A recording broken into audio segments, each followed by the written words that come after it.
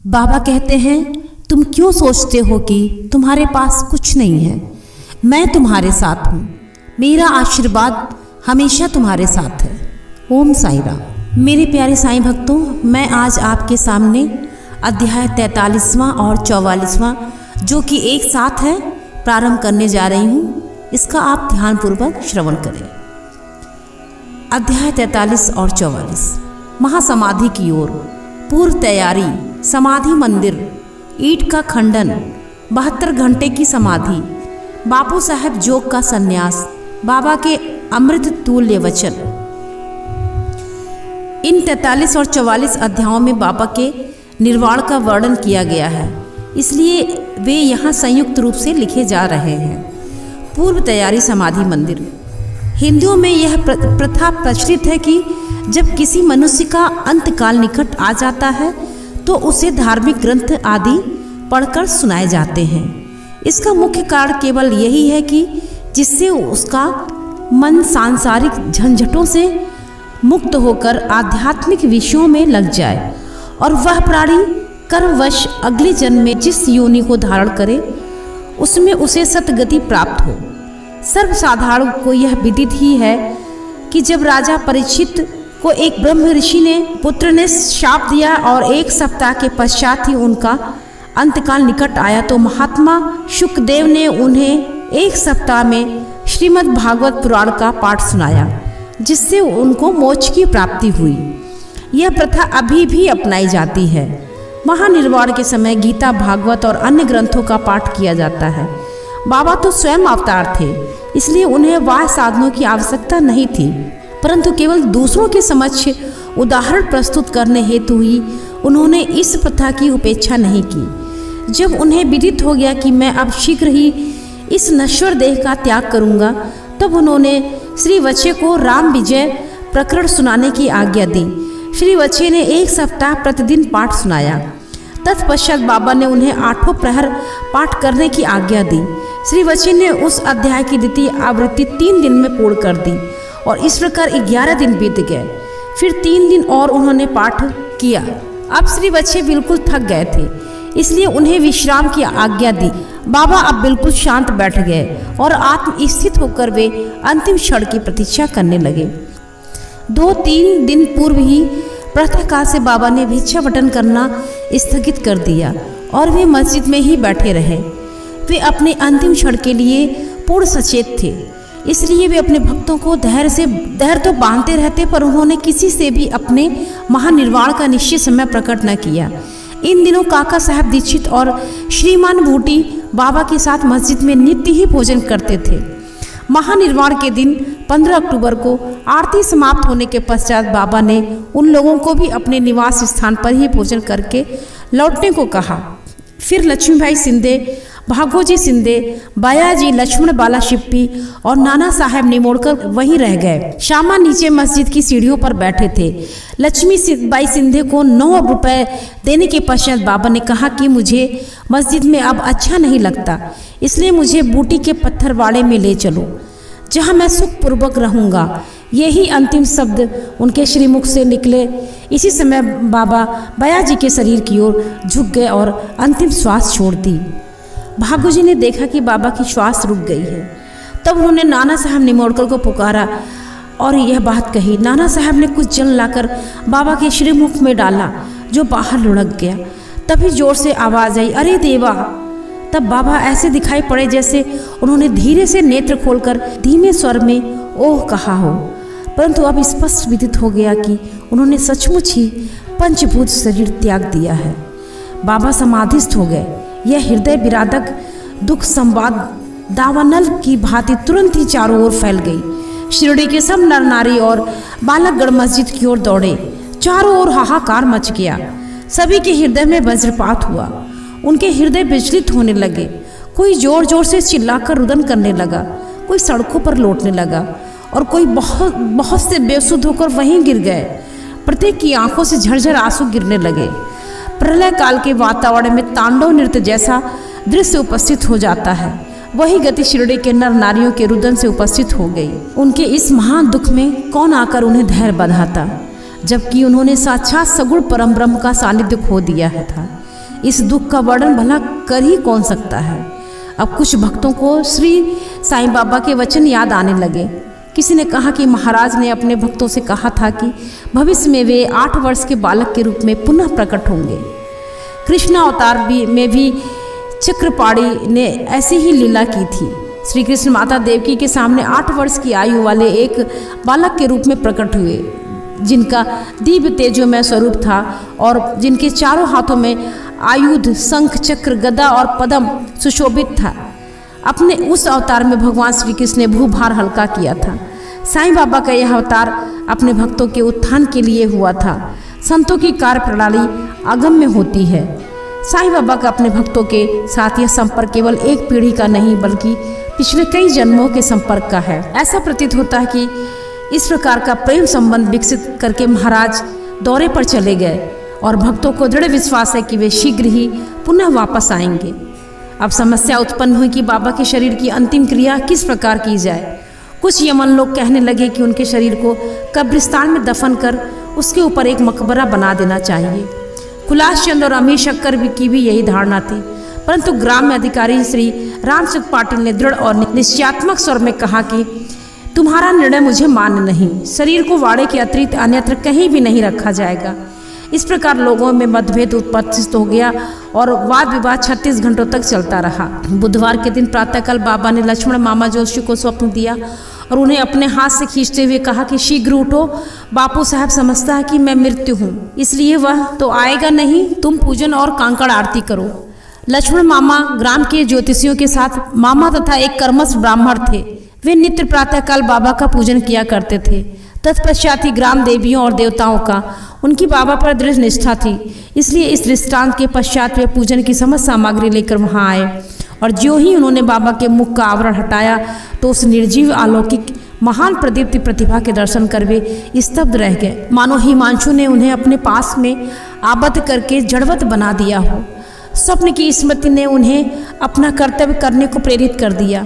फिर उन्होंने मौलवियों के विरोध की कुछ भी चिंता न कर विधिवत पूजन और कांकड़ आरती की। दोपहर बापू साहब जोग भी अन्य भक्तों के साथ आए और सदैव की भांति मध्याह्न आरती की। बाबा के अंतिम श्री वचनों को आदर पूर्वक स्वीकार करके लोगों ने उनके शरीर को बूटी वाड़े में ही रखने का निश्चय किया और वहां का मध्य भाग खोदना आरंभ कर दिया। मंगलवार की संध्या को राहता से सब इंस्पेक्टर और भिन्न भिन्न स्थानों से अनेक लोग आकर वहां एकत्रित हो गए। सब लोगों ने उस प्रस्ताव को अस्वीकार कर दिया। दूसरे दिन प्रातःकाल बंबई से अमीर भाई और कुपर गांव से मामलदार भी वहां पहुंचे। उन्होंने देखा कि सभी कुछ एकमत नहीं है। तब उन्होंने मतदान करवाया और पाया कि अधिकांश लोगों का बहुमत वाड़े के पक्ष में ही है। फिर वे इस निश्चय में कलेक्टर की स्वीकृति अति आवश्यक समझते थे। तब काका साहब स्वयं अहमदनगर जाने को उद्गत हो गए, परंतु बाबा की प्रेरणा से विपक्षियों ने भी प्रस्ताव सहर्ष स्वीकार कर लिया और उन सब ने मिलकर अपना मत भी वाड़े के पक्ष में ही दिया। अतः बुधवार की संध्या को बाबा का पवित्र शरीर बड़ी धूमधाम और समारोह के साथ वाड़े में लाया गया और विधि पूर्वक इस स्थान पर समाधि बना दी गई जहां मुरलीधर की मूर्ति स्थापित होनी थी। सच तो यही है कि बाबा मुरलीधर बन गए और वाड़ा समाधि मंदिर इन भक्तों का एक पवित्र देव स्थान जहां अनेकों भक्त आया जाया करते हैं, अभी भी नित्य प्रति वहां आकर सुख और शांति प्राप्त करते हैं। बाला साहब भाटे और बाबा के अनन्य भक्त भी श्री उपासनी से बाबा की विधिवत अंतिम क्रिया किया। जैसा कि प्रोफेसर नारको को देखने में आया, यह बात विशेष ध्यान योग्य है कि बाबा का शरीर 36 घंटे के उपरांत भी जड़ नहीं हुआ। उनके शरीर का प्रत्येक अवयव लचीला बना रहा, जिससे उनके शरीर पर ईंट पर से कफनी बिना चीरे हुए सरलता से निकाली जा सकी। ईंट का खंडन बाबा के निर्वाण के कुछ समय पूर्व एक अपशकुन हुआ, जो इस घटना की पूर्व सूचना स्वरूप था। मस्जिद में एक पुरानी ईंट थी जिस पर बाबा अपने हाथ टेक कर रखते थे। रात्रि के समय बाबा उस स्थान पर शयन किया करते थे। यह अनेकों वर्षों तक चला। एक दिन बाबा की अनुपस्थिति में एक बालक ने मस्जिद में झाड़ू लगाते समय वह ईंट अपने हाथों से उठाई। दुर्भाग्यवश वह ईंट उसके हाथ से गिर पड़ी और उसके 2 टुकड़े हो गए। जब बाबा इस बात की सूचना मिली तो उन्हें उसका बड़ा दुख हुआ और वे कहने लगे, यह ईंट नहीं फूटी है, ये मेरा भाग्य ही फूटकर छिन्न भिन्न हो गया है। यह तो मेरी जीवन संगनी थी और मुझसे अपने पास रहकर वे आत्म चिंतन किया करता था।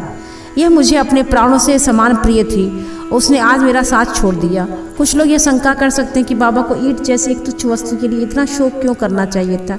इसका उत्तर हेमांत पंडित इस प्रकार देते हैं कि संत जगत के उद्धार तथा दीन और अनाश्रितों के कल्याणार्थी अवतीर्ण होते हैं। जब वे नरदेह धारण करते हैं, जन संपर्क में आते हैं, तो इसी प्रकार आचरण किया करते हैं, अर्थात बाह्य रूप से वे अन्य लोगों के समान ही हंसते, खेलते और रोते हैं, परंतु आंतरिक रूप से अपने अवतार कार्य को उसके ध्येय के लिए ही सजग सजग रखते हैं। 72 घंटे की समाधि। इसके 32 वर्ष पूर्व भी बाबा ने अपनी जीवन रेखा पार करने का एक प्रयास किया था। 1886 में मार्गशीर्ष पूर्णिमा के दिन बाबा को दमा से अधिक पीड़ा हुई और इस व्याधि से छुटकारा पाने के लिए उन्होंने अपने प्राण ब्रह्मांड में चढ़ाकर समाधि लगाने का विचार किया। अतः उन्होंने भगत महासापति से कहा कि तुम मेरे शरीर की 3 दिन तक रक्षा करना और यदि मैं वापस लौट आया तो ठीक है, नहीं तो उस स्थान पर मेरी समाधि बना देना और 2 ध्वजाएं चिन्ह स्वरूप फहरा देना। ऐसा कहकर बाबा रात में लगभग 10 बजे पृथ्वी पर लेट गए। उनका श्वासोच्छ्वास बंद हो गया और ऐसा दिखाई देने लगा कि उनके शरीर में प्राण ही नहीं है।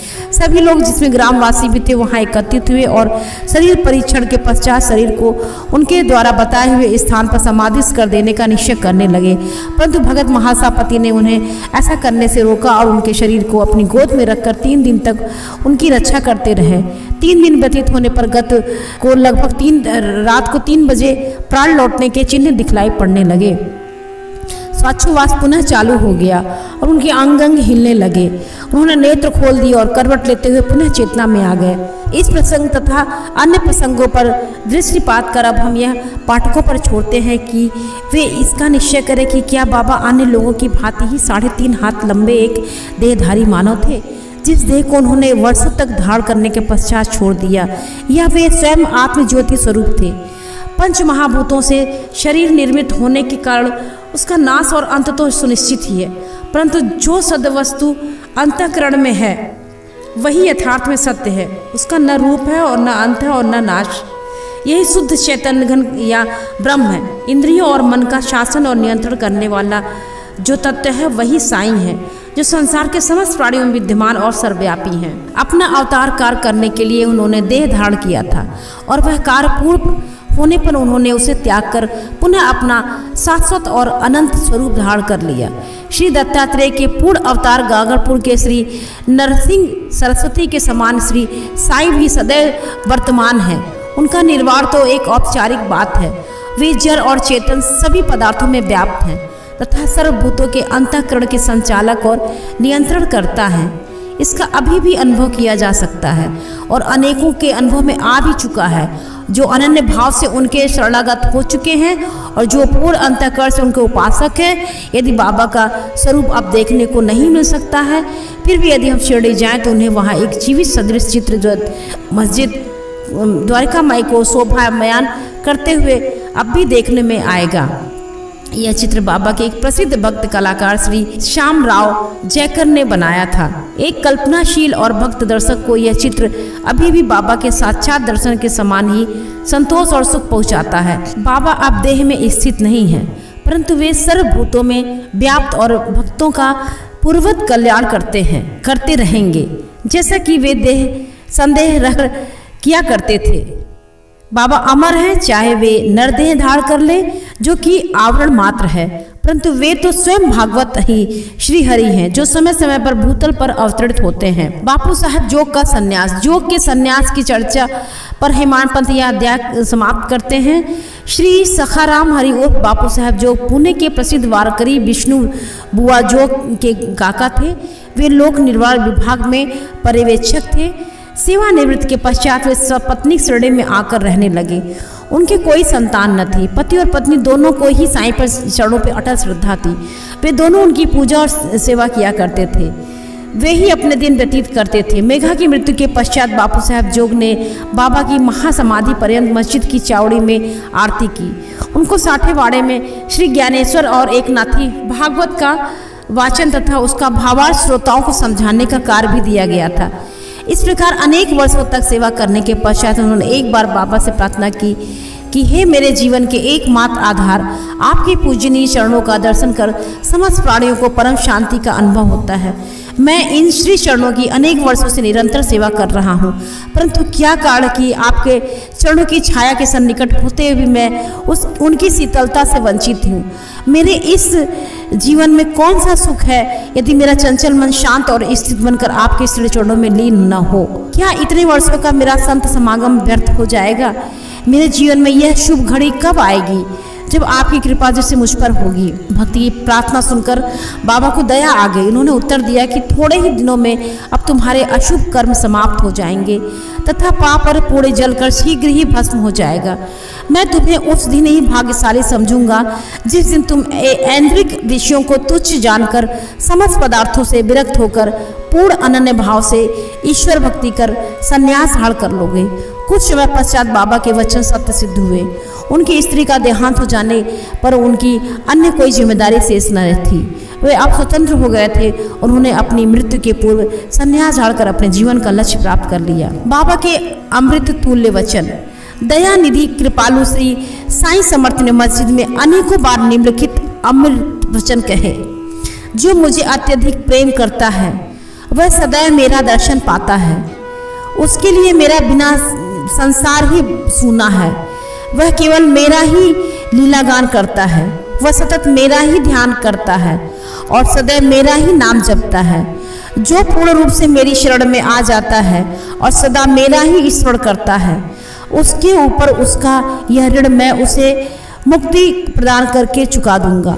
जो मेरा ही चिंतन करता है, मेरे ही प्रेम में उसकी भूख प्यास और मुझे पहले अर्पित किए बिना कुछ भी नहीं खाता, मैं उसके अधीन हूँ। जो इस प्रकार मेरी शरण में आता है वह मुझसे मिलकर उसी तरह एकाकार हो जाता है जिस तरह नदियाँ समुद्र में मिलकर तदाकार हो जाती हैं। अतः महत्ता और अहंकार का सर्वथा परित्याग करके तुम्हें मेरे प्रति जो तुम्हारे हृदय में आसीन है पूर्ण रूप से समर्पित हो जाना चाहिए। यह मैं कौन हूँ? श्री साईं बाबा ने अनेक बार समझाया कि यह मैं कौन है। इस मैं को ढूंढने के लिए अधिक दूर जाने की आवश्यकता नहीं है। तुम्हारे नाम और आकार से परे मैं तुम्हारे अंतःकरण और समस्त प्राणियों को मैं चैतन्य घन स्वरूप में विद्यमान हूँ। यही मैं का स्वरूप है। ऐसा कहकर तुम अपने तथा समस्त प्राणियों में मेरा ही दर्शन करो। यदि तुम इसका नित्य प्रति अभ्यास करोगे तो तुम्हें मेरी सर्वव्यापकता का अनुभव शीघ्र हो जाएगा और मेरा साथ अभिन्नता प्राप्त हो जाएगी। अब हेमानपंत पाठकों को नमन कर उनसे प्रेम और आदर पूर्वक विनम्र प्रार्थना करते हैं कि उनके समक्ष देवताओं और संतों और भक्तों का आदर करना चाहिए। सदैव कहा करते थे कि जो दूसरों को पीड़ा पहुंचाता है वह मेरे हृदय को दुख देता है तथा मुझे कष्ट पहुंचाता है। इसके विपरीत जो स्वयं कष्ट सहन करता है वह मुझे अधिक प्रिय है। बाबा समस्त प्राणियों में विद्यमान है और उनकी हर प्रकार से रक्षा करते हैं। समस्त जीवों से प्रेम करो, यही उनकी आंतरिक इच्छा है। इस प्रकार विशुद्ध अमृतल स्रोत उनके श्री मुख से सदैव झरा रहता था। अतः जो प्रेम पूर्वक बाबा का लीलागान करेंगे या उन्हें भक्ति पूर्वक श्रवण करेंगे उन्हें साईं से अवश्य अभिन्नता प्राप्त हो जाएगी। अध्याय समाप्ति। ओम साईं राम।